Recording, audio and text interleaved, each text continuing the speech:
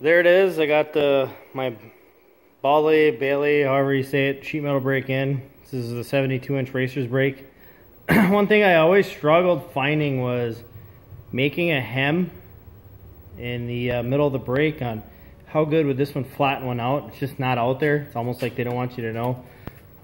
Quick little thing I noticed is you can see the other side moving with this side. So you can raise the whole brake up together. It's kind of a nice deal how it does that. Not quite sure why it does it or how. But they got it engineered that way.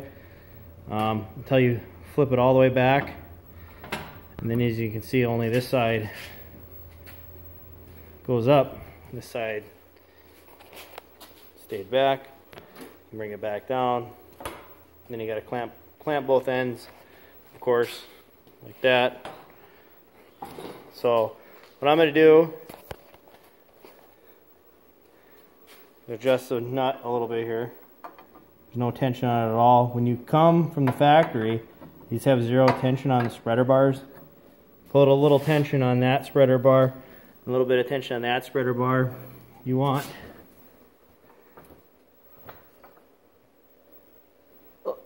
pretty even right here at the gap where the two lower beds meet, and then the top blade here where it comes down, there's just some paint because this is brand new. We're kind of wearing off, powder coat. You want the gap right in here 1.5 times the thickness of the material. So this is a racer's brake, which is normally going to be bending 40 thousandths aluminum. Focus back here. So 40 thousandths aluminum is this stuff right here. But if you want to do bend a hem, you're going to need basically 3 times the thickness.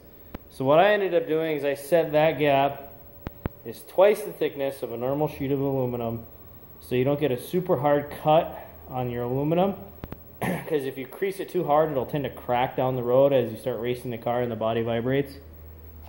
So we'll clamp this piece of material in the brake. Doing this on a cell phone. I'll just run it flush with the blade. This blade is removable if you need to. So clamp that down. So I'll start with a nice little 90 here. Kind of just show you that. So this is in the middle of the brake, usually where there's the most flex and bend. So it bends a nice straight 90. There's some bend to the aluminum itself. This is a scrap I pull out of my pile. So we'll take this all the way up to the 100 and whatever 20 degrees they claim. So you can see that ride's now pretty flat with the top blade, which is good because that means you got a good start at making a decent hem. If you don't get enough angle, you can't get underneath. Now this is a lot of hem because this would simulate doing the edge of a door or a deck lid, where you want the extra hem, so you got double material all the way around the edge. So I'll take this out. Now what I'm doing is closing the brake back up and clamping them down. I have the material out. I can do this on a door by myself when I have both hands available. So now I have this material sitting like this when you have the wide lower bed bar on, or the bending bar. And what I like to do, instead of trying to just clamp that, I'll fold it up like this. You kind of got to hold down on it, so you won't be able to see it exactly when I do it, but you'll hold down on that material as I raise the bed up, and it'll flatten that out and give it a good start. So you don't have to raise the top blade all the way up when you go to completely flatten it out. So now you have a hem on that piece of material, like that, without sticking it underneath that. Now you still can take this piece like you normally would. You can go under your top blade and give it a crush like you would on a normal big Chicago brake or whatever, but it's not going to really do a whole lot more. So now we'll kind of work this thing. This is probably pushing this brake a little hard for what it's designed to do, but it's something that you will do.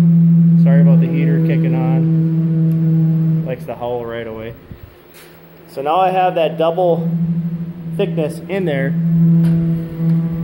Clamp that down.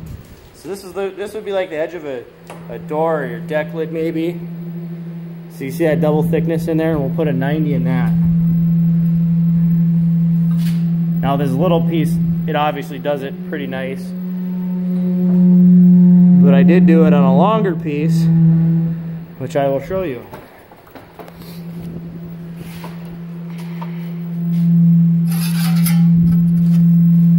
So there, that's about what I can do. It's not as good as a Chicago brake would be, but it also doesn't weigh 10,000 pounds. You can move this around in your shop.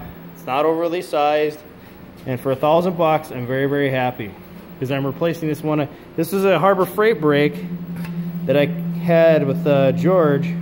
Cut this and kind of made our own, but you could never get this top blade to quite hold up like it needed to. Plus you can't machine that edge. This is a vintage dirt modified project that I'm working on. So sorry about the mess.